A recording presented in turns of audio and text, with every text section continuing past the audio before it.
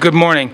I would first like to thank Representative Gatchenberger and Children's Hospital for this opportunity. This bill is a very thoughtful, comprehensive, and timely measure that is desperately needed, and it is a great opportunity that we're here to talk about this today.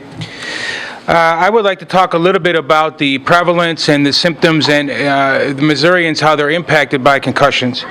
So it's estimated that high school athletes in the United States, as many as 140,000 of these kids sustain concussions each year. It's also known that about 50% of concussions or more are never reported. So this is likely this number is likely an underestimate of the actual prevalence of concussions. Concussions impact both boys and girls. And individuals, kids playing all sports, cheerleading, football, basketball, every sport, there's opportunity for concussion to occur. While a concussion cannot be diagnosed or detected by a blood test or conventional structural neuroimaging, it often results in a constellation of symptoms, and this includes physical symptoms, headaches, nausea, fatigue.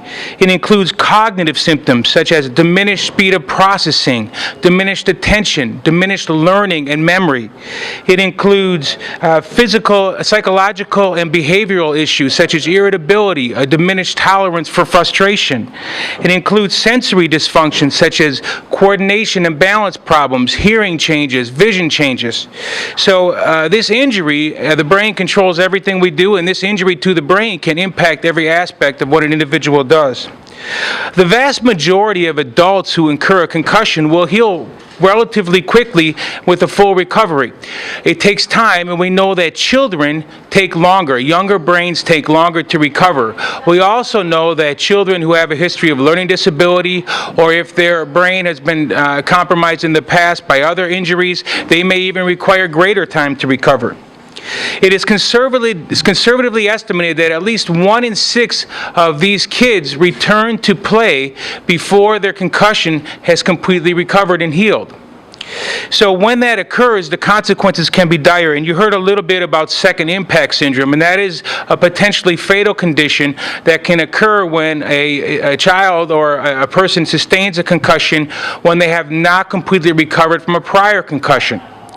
Now, while there's nothing more devastating than loss of life, it's also important that we understand more common consequences that Missourians encounter related to concussion. So, when you return to play prematurely following a concussion, you run the risk, you're more vulnerable of having another concussion. So your balance, your coordination, your reaction time may be down, so you make yourself more vulnerable to experiencing another concussion. You're also more vulnerable to the consequences of that concussion.